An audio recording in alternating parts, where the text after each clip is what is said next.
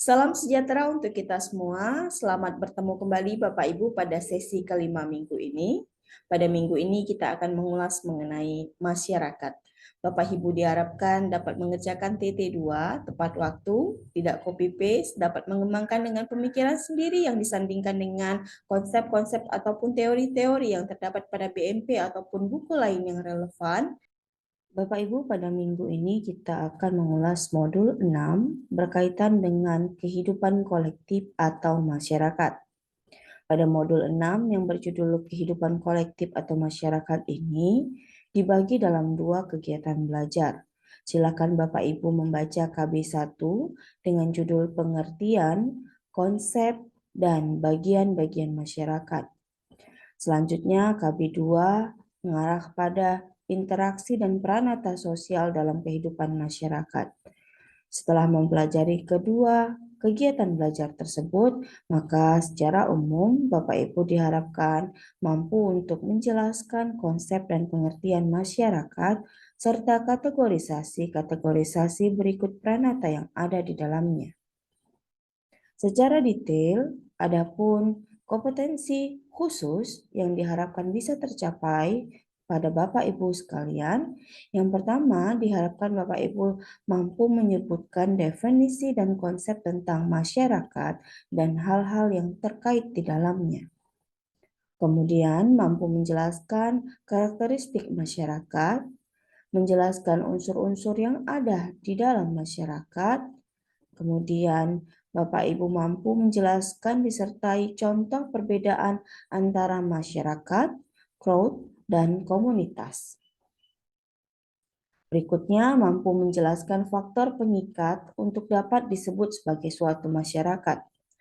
Menjelaskan bagian-bagian dari masyarakat, menjelaskan disertai contoh apa yang dimaksud dengan kategori sosial, menjelaskan disertai contoh perbedaan antara kategori sosial dan golongan sosial, menjelaskan disertai contoh bentuk-bentuk kelompok yang ada dalam masyarakat, menjelaskan landasan pembentuk kelompok, menjelaskan disertai contoh kelompok yang berlandaskan keturunan, menjelaskan disertai contoh kelompok yang berasas guna, menjelaskan perbedaan antara kelompok dan himpunan, menjelaskan fungsi interaksi dalam masyarakat, menjelaskan apa itu pranata, menjelaskan disertai contoh perbedaan antara pranata dan lembaga, menjelaskan macam-macam pranata berikut contohnya, menjelaskan peran pranata dalam masyarakat,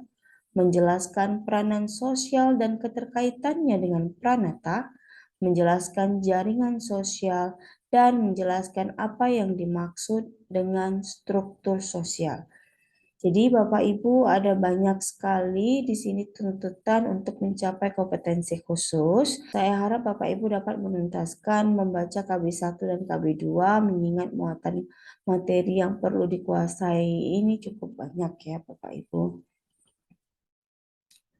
Minggu ini juga pelaksanaan TT2, jadi disilakan Bapak Ibu untuk mengerjakan TT2, harap tidak copy paste.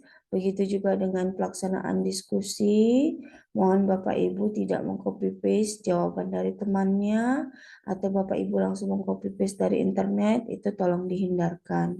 Bapak Ibu gunakan cara berpikir kritis, Bapak Ibu baca BMP, kemudian Bapak Ibu sinkronisasikan dengan kehidupan di masyarakat, kaitkan contoh-contoh yang Bapak Ibu pahami dalam kehidupan bermasyarakat. Kebudayaan itu diperoleh manusia sebagai anggota masyarakat. Artinya tidak ada satupun manusia yang tidak dari anggota masyarakat yang bisa hidup dengan kebudayaannya, karena tanpa masyarakat maka kemungkinan sangat kecil untuk membentuk kebudayaan. Di kebudayaan itu kan ada hal-hal yang disepakati secara bersama, ada nilai-nilai yang dijalani secara bersama. Misalnya di orang Batak, sesama Batak satu marga gak bisa menikah. Ada nilai-nilai yang dipercayai bersama. Kalau misalnya menikah sesama etnik, sesama marga, Bisa jadi anaknya nanti cacat misalnya. Nah, itu kan bangunan-bangunan folklore yang diberikan kepada nenek moyang terdahulu kepada penerusnya, yang hari ini masih ada penerusnya yang percaya itu dan nggak mau melanggar. Walaupun kita tidak menutup kemungkinan banyak juga orang Batak yang sudah melanggar aturan-aturan itu dan mengaitkannya pada sisi-sisi rasional dan agama, bahwa nggak ada hubungannya sama sekali sama marga dengan nggak boleh nikah, kan gitu ya. Jadi balik lagi, kenapa? Karena itu tadi ya, tanpa kebudayaan tidak mungkin manusia baik secara individu maupun kelompok itu dapat mempertahankan kehidupannya. Masing-masing pasti tentu punya cara dalam sistem mata pencaharian di Karo dengan lokasi tempat tinggal yang mendukung untuk menanam misalnya, pasti orang Karo akan hidup dengan bercocok tanam. Tidak mungkin dia beralih pada pekerjaan yang tidak sesuai dengan kondisi geografisnya. Mempertahankan kehidupannya, orang lain butuh orang lain lagi untuk bisa bertahan dalam kehidupannya pada masa itu, untuk misalnya ya bercocok tanam. Hari ini juga masih ada kan pola-pola kebudayaan yang saling gotong royong itu sendiri, dan sebenarnya nilai-nilai Pancasila itu sendiri ada, tidak terlepas dari nilai-nilai budaya yang dimiliki oleh orang-orang Indonesia sendiri, secara khusus kelompok-kelompok etnik. Itu nanti kalau kita larinya ke kajian Pancasila ya. Jadi kebudayaan adalah hampir semua tindakan manusia dalam kehidupan sehari-hari yang tentu dipelajari dalam proses belajar, diturunkan dari satu generasi ke generasi. Yang namanya masyarakat itu harusnya terikat oleh suatu rasa identitas bersama berdasarkan suatu sistem.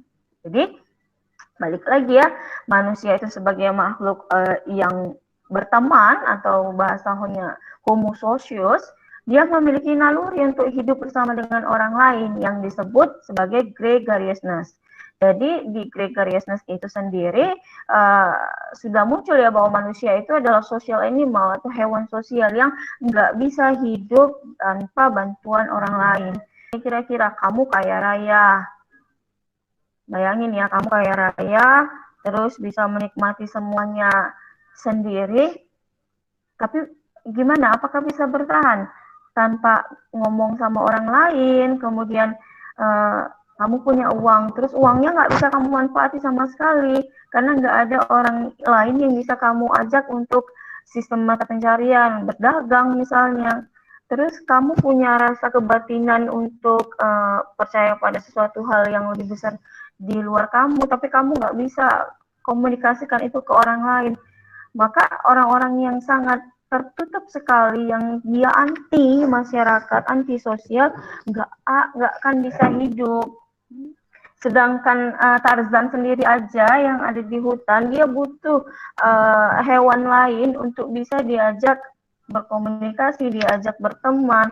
Saking itulah kebutuhan dari manusia sendiri sebagai homo socius. Nah, jadi balik lagi kita ke konsep yang terakhir, bahwa manusia yang satu dengan manusia lainnya dalam suatu wilayah tertentu tentu akan membentuk sebuah masyarakat. Nah, ini apabila bersinggungan pada suatu wilayah tertentu. Jadi mereka pasti akan saling berinteraksi, kemudian membentuk satu kesepakatan bersama dalam konteks kemasyarakatan, dan lambat laun akan menciptakan sebuah kebudayaan karena adanya proses regenerasi dari keturunan-keturunannya. Saya balik-balik aja untuk memastikan bahwa masyarakat dan kebudayaan itu diibaratkan suatu sistem ya, bahwa sistem itu kan suatu kesatuan yang saling berkaitan. Jadi antara kebudayaan dan manusia itu adalah saling terkait dan tidak bisa terlepaskan satu sama lain. Terima kasih, salam sejahtera untuk kita semua.